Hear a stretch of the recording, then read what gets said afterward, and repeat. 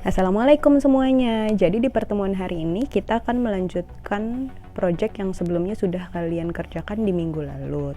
Tapi karena beberapa dari kalian masih ada yang bingung tentang bahan atau material yang apa saja yang bisa digunakan, Miss Irsal akan bahas lagi ya tentang material apa saja yang bisa digunakan pada project kali ini. Kalian bisa menggunakan yang pertama plastic sheet pack waste atau sampah bungkus plastik, food box waste atau sampah kotak makanan, atau textile scrap atau kain perca. Kalian bisa mencari ide atau inspirasi untuk produk yang kalian buat dari manapun yang mungkin kalian bisa cari. Bisa dari buku, bisa dari internet, atau bisa bertanya-tanya dengan orang sekitar. Untuk dari internet, itu Miss Irsal memiliki beberapa contoh website yang mungkin bisa kalian cari untuk idenya, seperti Pinterest. Pinterest adalah salah satu aplikasi ataupun website yang bisa kalian pakai. Carilah memakai kata kunci yang mau kalian cari, lalu akan muncul beberapa ide yang unik yang mungkin bisa kalian pakai.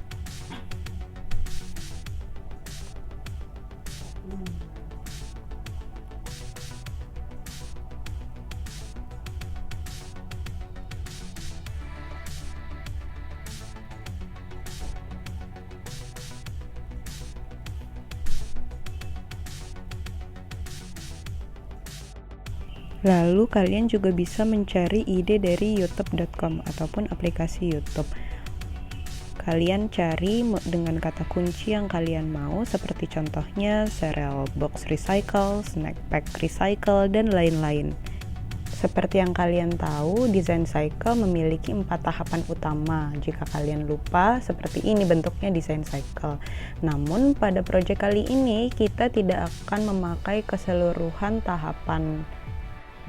Yang akan kita pakai untuk tahapan A, yaitu inquiring analyzing, ada 3. Yang pertama justify the needs, yang kedua analyze existing product, dan making a design brief. Lalu yang B, developing ideas, ada 2, yaitu develop design specification dan develop design ideas. Lalu untuk yang C, creating the solution, yaitu ada making the product and justify changes. Untuk yang tahapan terakhir D, evaluating, yaitu evaluate the success of the product. Dan ini adalah tahapan yang baru saja Miss Irsal jelaskan, namun dalam bahasa Indonesia. Jika perlu silahkan capture bagian ini ya, ataupun bagian yang dalam bahasa Inggris tadi. Untuk penilaian proyeknya, Miss Irsal akan menilai dari 2 hal. Yang pertama, produk yang kalian buat, dan yang kedua, laporan yang kalian buat. Untuk produknya, Miss Irsal memiliki beberapa kriteria penilaian atau aspek penilaian.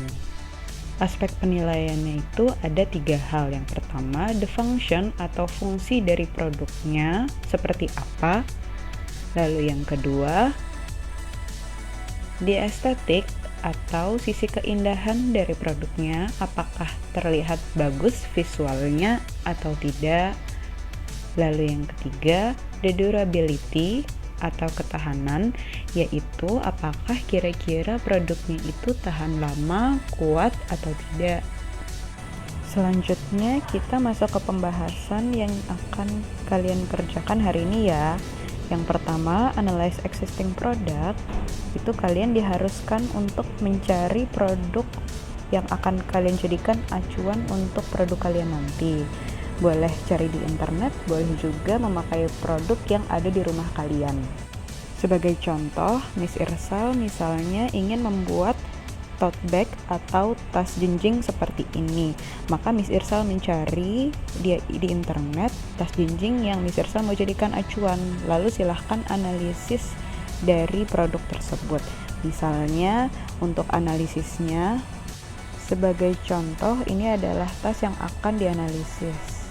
Yang pertama, tas ini memiliki ukuran sedang, tidak memiliki resleting, hanya memiliki 1 tali untuk dijinjing, memiliki kantong kecil di depan, dan memiliki gambar simple di depan. Selanjutnya adalah making the design brief atau membuat design brief. Brief dalam bahasa Indonesia itu bisa berarti rangkuman. Design brief itu berupa dokumen. Jadi Dokumen tersebut menjelaskan atau merangkum tentang desain kalian. Jadi saat orang membaca desain brief kalian, mereka akan langsung paham apa yang akan kalian buat tanpa harus melihat langsung produknya seperti apa. Desain brief tidak memiliki format pasti. Bisa dibuat sekreatif kalian sebagai desainer, semau kalian, dan sebagus yang kalian inginkan agar dapat menarik minat orang yang membaca. Formatnya pun atau kontennya pun beragam. Menurut kalian bisa menjelaskan kepada orang yang membaca tentang desain kalian, itu diperbolehkan. Bila melihat ke semester lalu, desain brief yang kalian buat memiliki 4 aspek. Yang pertama, the problem, kedua, the product, ketiga, target customer, dan keempat, goal. Untuk yang sekarang, terserah kalian. Menurut kalian, konten dari desain briefnya ingin seperti apa? Terima kasih bagi yang sudah menonton. Silahkan kerjakan tugasnya dengan baik. Jika ada pertanyaan, silahkan message Miss Irsal secara langsung via @modo. Good luck semua dalam mengerjakan. Terima kasih. Keep healthy and happy ya. Wassalamualaikum warahmatullahi wabarakatuh.